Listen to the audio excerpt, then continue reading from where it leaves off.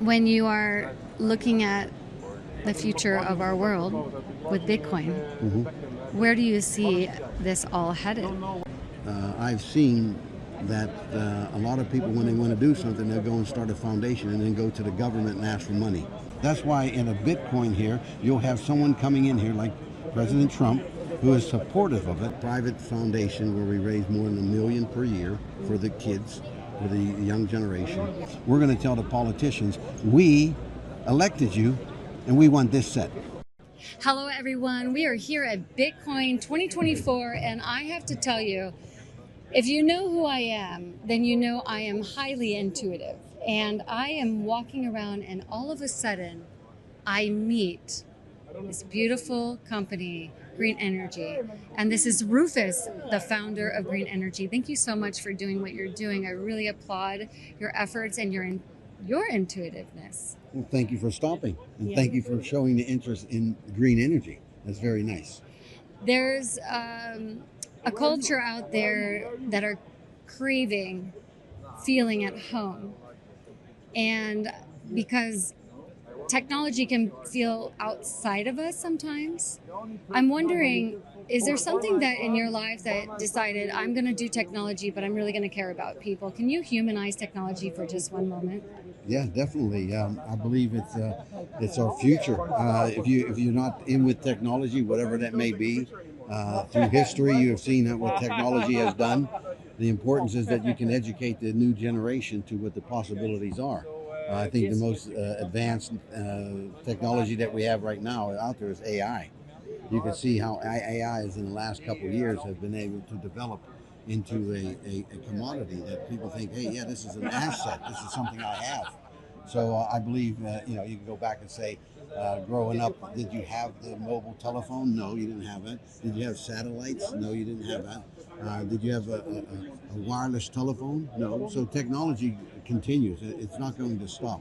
And it's being able to make sure the people that have the technology are using it wisely. You never thought that a smartphone would be able to have so much capabilities. But you see that we, as an older generation, have been able to produce that for the younger generation. So the younger generation will produce something more for their kids. So it continues to go on. All the things that they have, the younger generation, I'm 67, so I know what young generation is. And serving in the military, the U.S. military for 20 years, I know how technology has changed. We didn't have GPS before. We were in the Gulf War, the first Gulf War, we were afraid that the soldiers would get lost in the desert because there's no identifying point. So technology is important, but you got to make sure that the individuals using that technology are capable of doing it and know how it has the effects to be able to accomplish whatever they're accomplishing. What I picked up is generation. And so let's talk a little bit about generational wealth. Okay. You have a green company. You are focused on sustainability. You're utilizing technology, and you are contributing. What I understand, you have some private sector that you're involved in, which is giving back. Can you share a little bit about what that looks like for generational wealth?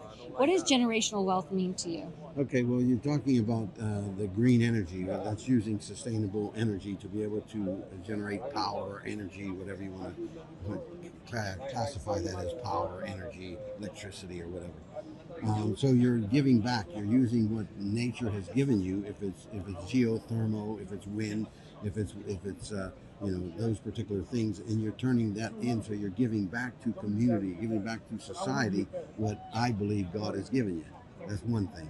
Now, talking about giving back is a foundation that I started 25 years ago that goes into black schools in the Netherlands.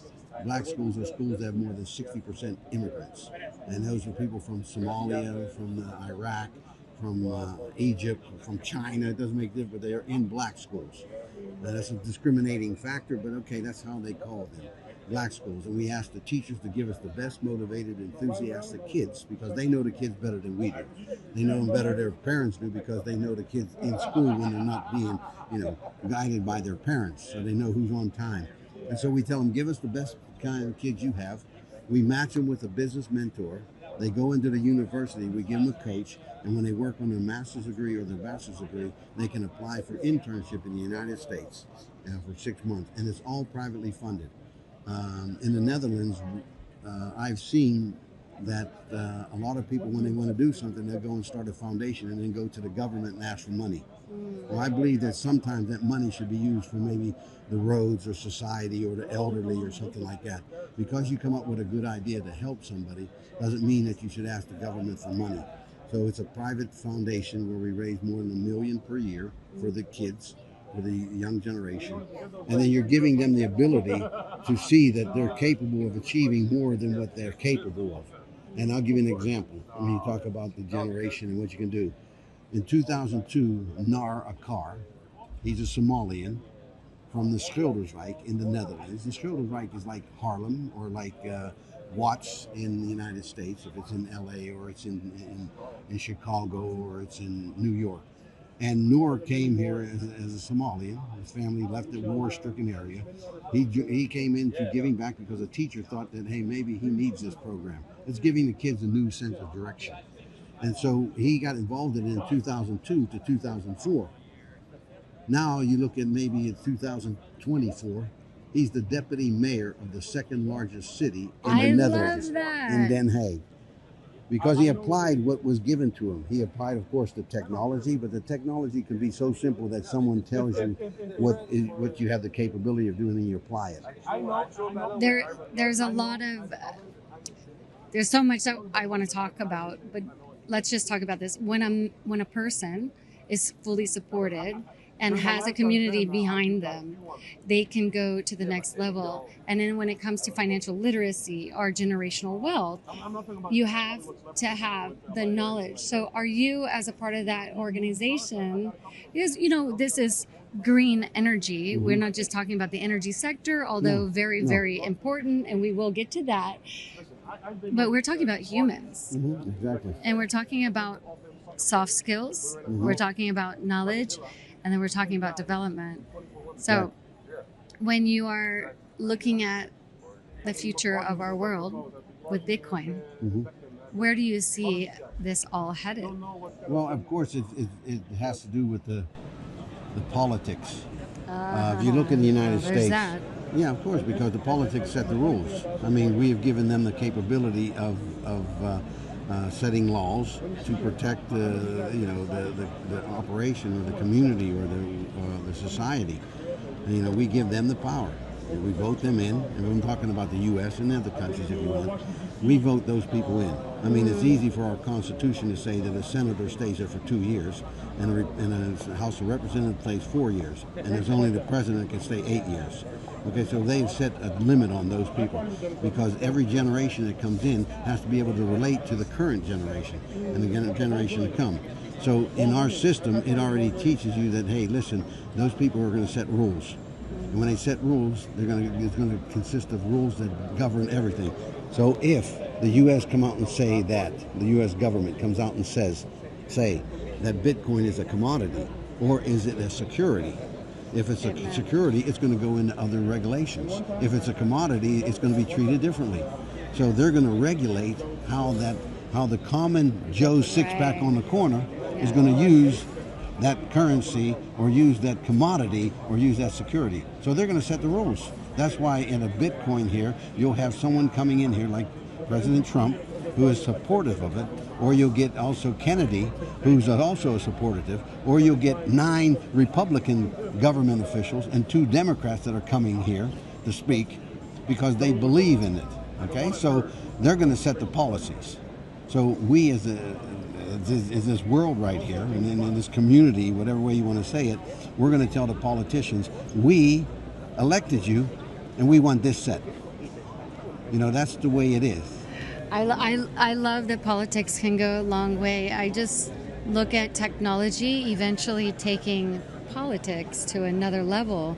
We can't see it today, but I believe in the next 25 years, voting will be online, voting will be transparent, voting will be based on consumerism, voting will be based on it will be so different because of technology such as blockchain? Well, you could blockchain, of course. I know we can go all day, but I definitely have to just acknowledge you and your company and say if there's anything that you want to contribute to our viewers today to inspire them to take action, to learn about blockchain and Bitcoin, what would that be?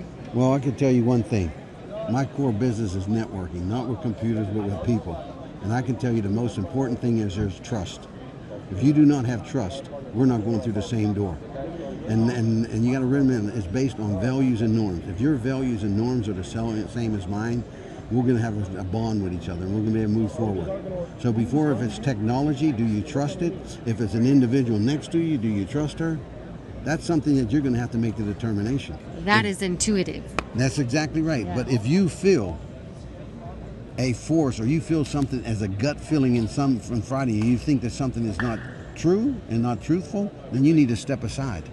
And that's what it is. People think that, okay, I'm getting into this blockchain, I don't know anything about it, I'm getting into Bitcoin, they're going to steal my money. Do you trust it?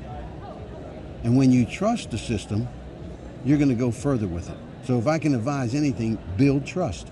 If you do not trust something, step aside, move on. It's your decision, it's your life, it's your money, it's your investment, it's whatever it is. And you got to listen to people like her, who's out there trying to educate you. I'm not educating you, she's educating you, because she got an audience that listens to you. So make sure you build the value and bring something to the table. And the most important thing you can bring to the table is trust. You heard it here. I'm so grateful for you to be a part of this world. Thank you for standing in and also contributing back. You heard it. Build trust. This is all about you making your decisions and then bringing it along with you to change the world. Thank you so much for watching us, and also reach out to this environment where you can actually contribute with this organization. We'll leave the message behind in the comments. Thank you so much. Thank you.